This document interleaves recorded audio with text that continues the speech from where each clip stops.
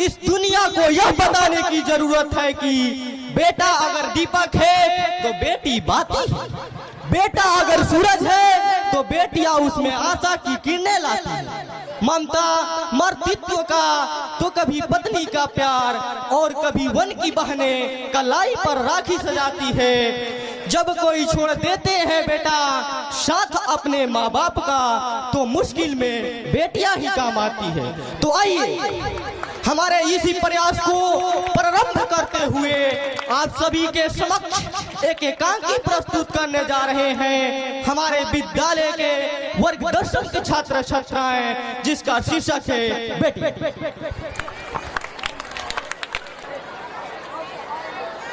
तू को जल्दी से तैयार कर दो, लड़के वाले आ रहे हैं। इस बार बहुत अच्छा रिश्ता आया है अपनी सीतू के लिए। रिश्ता अच्छा है तो दहेज भी तो ज्यादा मांगेंगे ना। दहेज के डर से बेटी को कब तक कंवारी रखोगी शारदा? इस समाज में बिना दहेज के कोई शादी नहीं करता। यहाँ लड़की का पिता होना एक अभिशाप है। लड़की घर में कंवारी रहती है तो लोग ताना मारते हैं, गालियाँ देते हैं। लड़की के घर की पगड़ी और प्रतिष्ठा 24 घंटे दांव पर लगी रहती है और मैं नहीं चाहता कि हमारी भी प्रतिष्ठा पर कोई आ जाए। हमारी आधी जिंदगी तो कट चुकी है, बाकी की आधी जिंदगी सूखी रोटी खाकर भी काट लेंगे। पर बेटी का ब्याह समय पे कर दे तो सर का बोझ हल्का हो जाएगा। बोझ हल्का हो जाएगा? पापा, क्या मैं आप लोगों पर बोझ बनी हुई हूँ? मेरी वजह से आप लोगों को समाज में गालियाँ सुननी पड़े, कर्ज में रहना पड़े और आधी जिंदगी सूखी रोटी खाकर बितानी पड़े, तो मुझे नहीं जीनी ऐसी जिंदगी। मेरा गला दबा दीजिए पापा, मैं मर जाना चाहती हूँ, पर मैं किसी पर बोझ बनकर नहीं जीना चाहती। अरे मेरी बच्ची, ऐसा मत बोल तू। मैं तो केवल तेरी बात नहीं कर रहा, ये तो दुनियादारी है। तुझमें तो हमारी सांसें बसी हुई है, तू तो हमारे जिगर का टुकड़ा है।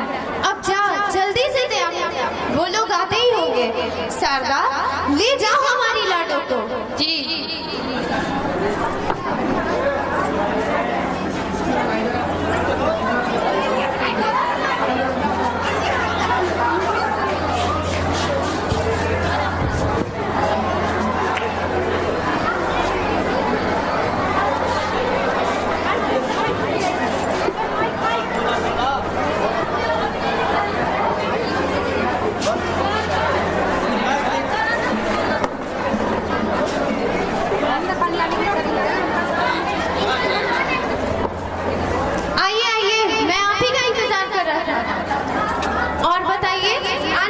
कठिनाई तो नहीं हुई ना? नहीं, बस ठीक है। आप लड़की दिखा दीजिए। जी बैठिए ना।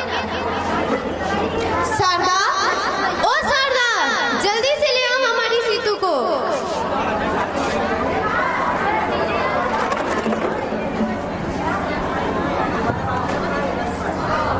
जी अभी आई।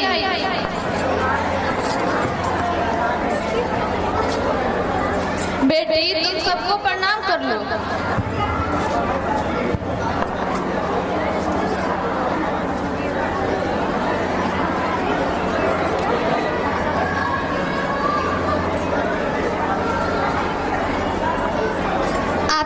आपकी बेटी तो बहुत सुंदर है, पर इसे और क्या क्या आता है? थोड़ा पूछिए तो कितनी पढ़ी लिखी है? बेटी कितनी तक पढ़ी लिखी हो? जी मैट्रिक तक। बेटी जरा अपना नाम और पता लिख के दो तो। रुको रुको बेटी, थोड़ा चल के दिखाओ तो। हाँ, चल के भी दिखाओ बेटी।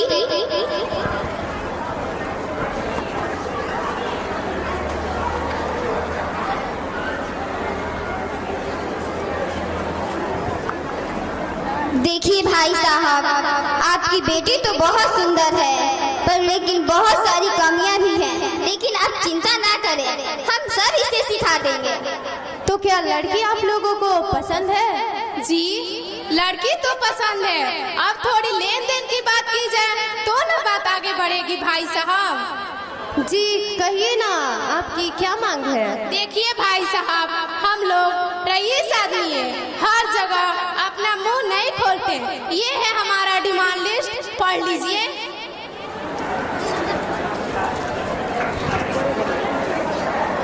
भाई साहब, मैं जरा अपनी पत्नी से सलाह ले लेता तो।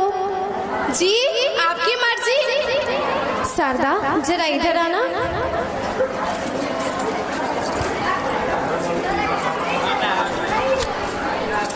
5 लाख रुपया और 10 तोला सोना कहाँ से लाएंगे?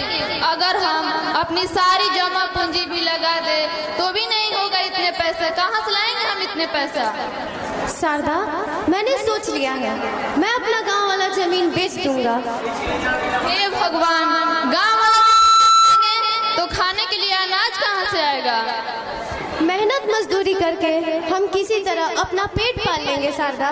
इतना अच्छा रिश्ता फिर हमारी सीतू के लिए नहीं आएगा। अब चलो, नहीं तो उन्हें बुरा लग जाएगा।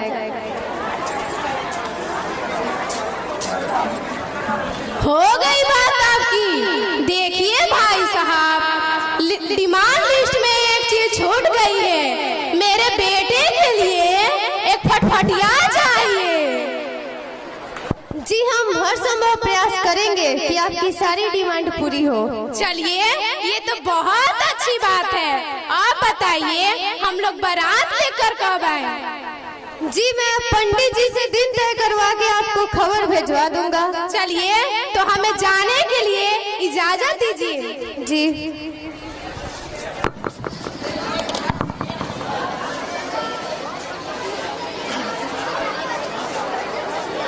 हैं कि जब भी किसी लड़के की शादी होनी होती है तो उसके घर में एक समस्या खड़ी हो जाती है, पैसों का बंदोबस्त। जो लोग अच्छे पैसे वाले हैं बड़े ही आराम से अपनी लड़की का शादी कर देते हैं, परंतु जिनके पास पैसे की कमी होती है उनके लिए किसी लड़की की शादी करना, उसकी परवरिश करना, उसके शिक्षा को और शिक्षा व्यवस्था को, उसके मूल अधिकारों को दिलाना बड़ी ही चुनौतीपूर्ण होता है। तो समाज से इस कुरीति को दूर करने के लिए एक प्रयास हमारे वर्ग 10 के छात्र कर रहे हैं, जिनमें मुझे उम्मीद है कि आप सभी का बहुत ही सहयोग रहेगा। आइए देखते हैं एकांकी का अगला दृश्य।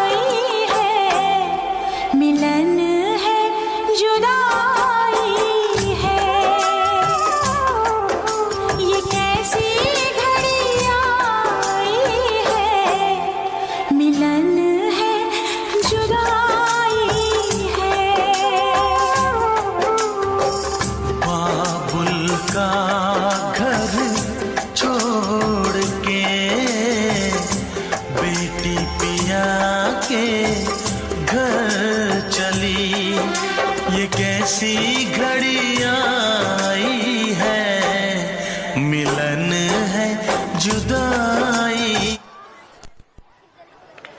आप इसका ख्याल रखिएगा।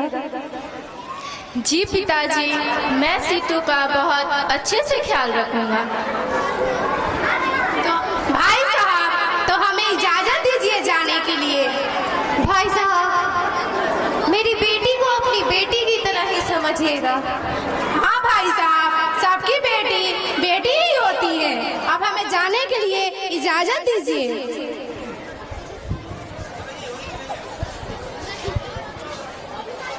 चलो शारदा, हमारे सर का बोझ हल्का हो गया।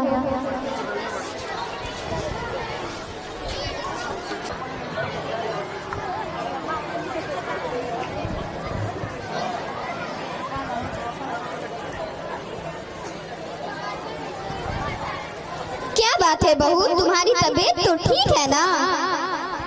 नहीं माँ जी, मेरा सर दर्द दे रहा है और चक्कर आ रहा है। अरे ये तो बहुत अच्छी बात है। लग रहा है तुम माँ बनने वाली हो। मैं अभी राज को बुलाती हूँ और तुम्हें हॉस्पिटल ले जाने के लिए बोलती हूँ। राज बेटा, ओ राज बेटा।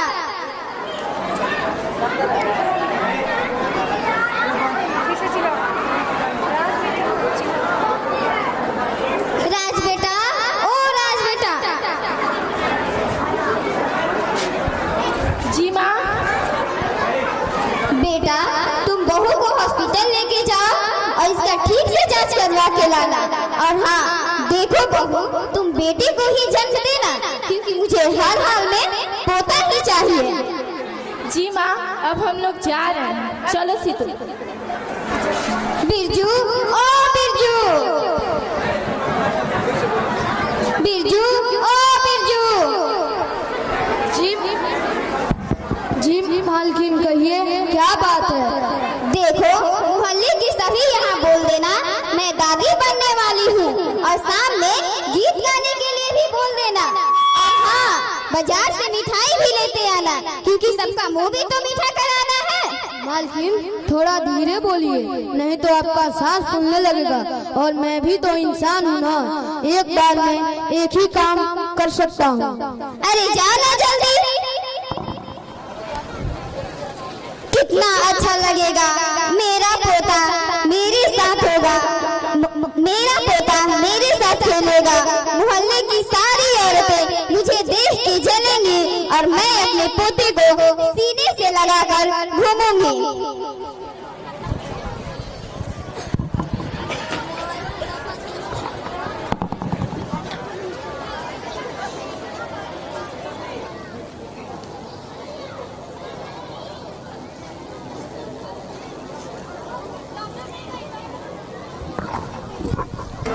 क्या बात है राज, बहुत जल्दी तुम लोग आ गए। बहू, तुम्हारी तबीयत तो ठीक है ना? डॉक्टर ने क्या बोला? मेरा पोता स्वस्थ तो है ना?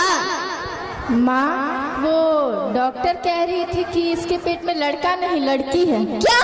मुझे पहले से पता था। ये कुलक्षणी मुझे पोते का मुंह नहीं देखने देगी। जी करता है इसका गला दबा दूं। दूर हो जा मेरी नजरों से। राज, कल इसे हॉस्पिटल लेके जाना और इसका गर्भपात करा के लाना।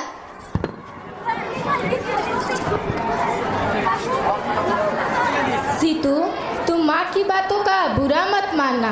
कल सुबह हम लोग अस्पताल जाएंगे और तुम्हारा गर्भपात कराएंगे, फिर सब सही हो जाएगा। राज, तो क्या आप भी हमारे बच्चे को मार देना चाहते हैं? सीतू, तुम जिसे बच्चा कह रही हो, बच्चा नहीं बच्ची है, बच्ची। तो क्या फर्क पड़ता है राज? बच्ची है तो उसकी रगों में भी तो हमारा ही खून है ना। हाँ हाँ, मुझे पता है, लेकिन जो खून आगे चलकर जख्म बना दे उसे निकाल देने में ही भलाई है। मुझे और मेरे परिवार को सिर्फ और सिर्फ बेटा चाहिए। बेटा बेटा बेटा, सबको बेटा ही चाहिए। ये मत भूलिए कि एक बेटे को जन्म देने के लिए भी एक बेटी की जरूरत होती है। बेटा अगर भाग्य है तो बेटी भाग्य विधाता है, क्योंकि बेटा एक बेटी के पेट से ही आता है। बंद करो अपना ये परपंच, नहीं सुनना है मुझे। कल सुबह तैयार रहना अस्पताल जाने के लिए। राज, राज मेरी बात तो सुनिए राज।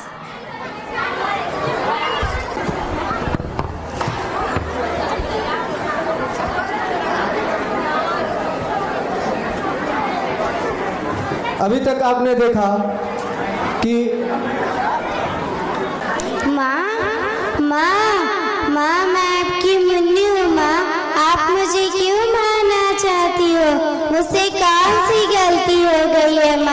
माँ मैं इस दुनिया में आना चाहती हूँ, आपको देखना चाहती हूँ, पापा को देखना चाहती हूँ। माँ मैं बड़ी होके आपकी और पापा की खूब सेवा करूँगी और घर का सारा काम करूँगी। जो भी बचा हुआ खाना रहेगा वो खा के रह लूँगी। प्लीज़ माँ मुझे मत मारो। माँ का हृदय तो बहुत बड़ा होता है, फिर इस नन्ही सी जान के लिए माँ के आंचल में थोड़ी सी भी जगह नहीं है। उस पे दया करो माँ, मुझे मत मारो। Munni,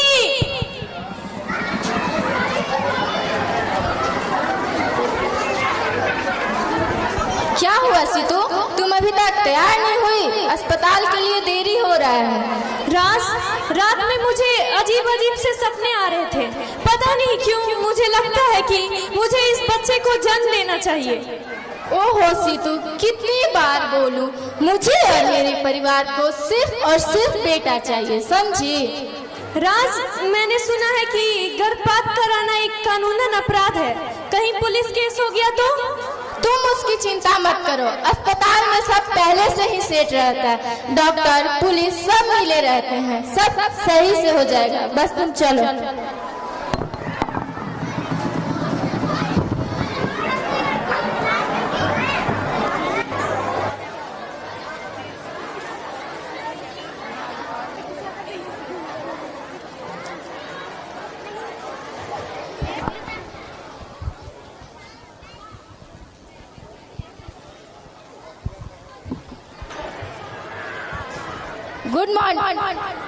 good morning doctor. Morning. कहिए क्या बात है?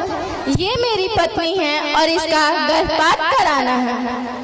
ठीक है, तो आप फी पेड कर दीजिए, हम इन्हें एडमिट कर ले रहे हैं। जी। नर्स, इन्हें बेड नंबर 5 पर एडमिट कर दो।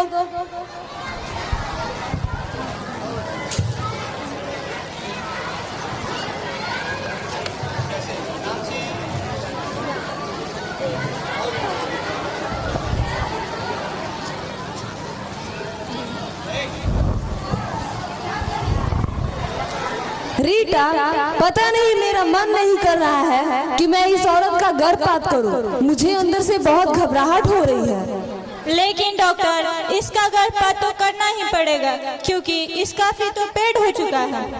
ठीक है, चलो फिर कर देते हैं।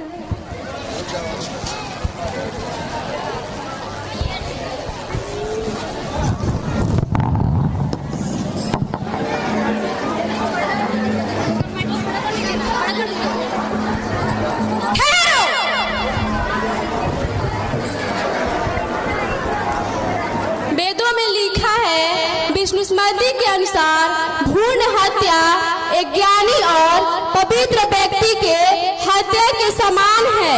हिंदू नीति के अनुसार गर्भवती स्त्री की हत्या और उसके भ्रूण की हत्या एक ब्राह्मण की हत्या के समान है। इस्लाम धर्म हर प्रकार की भ्रूण हत्या का निषेध करता है। अलीफ में कहा गया है, अल्लाह कहता है, जिसने भी 2 कन्याओं की उचित परवरिश की है वह न्याय के दिन मेरे निकट होगा। शरीयत के अनुसार गर्भ के बच्चों का लिंग जांचना भी एक अपराध है। क्रिस्टीय धर्म यह धर्म सिखलाता है ईश्वर ही जीवन के रचयिता और स्वामी है। जीवन उसका अनमोल उपहार है। किसी को भी किसी भी जीव की हत्या करने का अधिकार नहीं। गुरु नानक जी कहते हैं, जो स्त्री राजा महाराजाओं को जन्म देती है उसे तुम क्यों तिरस्कृत कर रहे हो? हमारा जीवन, संबंध और अस्तित्व स्त्री के कारण ही है, उसे तुम क्यों नष्ट कर रहे हो? तुम तो एक चिकित्सक हो। चिकित्सक और वैद्य का धर्म तो रोगियों की रक्षा करना होता है, जीवों को बचाना होता है। फिर तुम इस तरह के जघन्य अपराध क्यों कर रही हो? इस गलती के लिए तुम्हें इस लोक में तो क्या परलोक में भी कभी शांति नहीं मिलेगी और ईश्वर तुम्हें कभी माफ नहीं करेंगे। नहीं, ऐसा ऐसा मत करिए, मुझे माफ कर दीजिए। आप लोगों ने मेरी आंखें खोल दी। आज के बाद मैं किसी का गर्भपात नहीं करूंगी और ना ही किसी का लिंग जांच करूंगी, और जो व्यक्ति ऐसा करेगा मैं उसे रोकूंगी। यदि तुम भ्रूण की रक्षा करना अपना लक्ष्य मान लो तो तुम्हारे पाप कट सकते हैं। आज से मेरे जीवन का उद्देश्य गर्भपात रोकना ही होगा।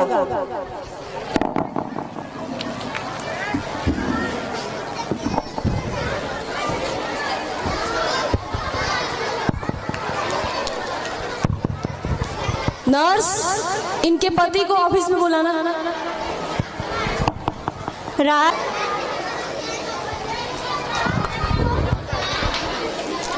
आपने मुझे बुलाया डॉक्टर? जी, देखिए हम आपका फी रिटर्न कर रहे हैं। पर क्यों डॉक्टर? क्योंकि हम आपकी बीवी का गर्भपात नहीं कर रहे हैं। पर क्यों? क्योंकि ये काफी कमजोर है और गर्भपात करने से इनकी जान जा सकती है और हम और आप मर्डर केस में फंस सकते हैं। Murder case?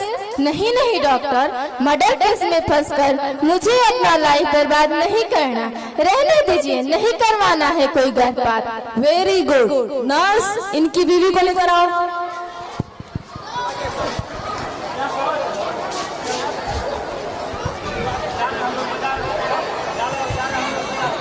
चलो, जो चाहती थी वो हो गया ना।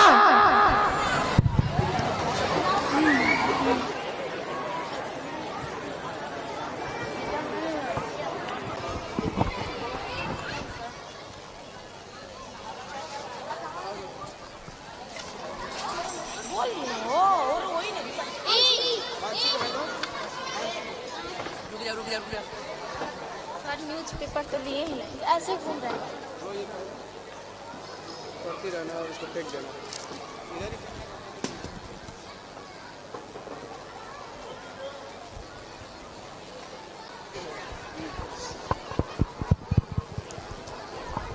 राज, देखिए ना हमारी बच्ची कितनी प्यारी लग रही है। हट हट हट हट। कितनी बार कहा है तुझे इस मनहूस को मेरे सामने मत लाना, पूरा दिन खराब चला जाता है।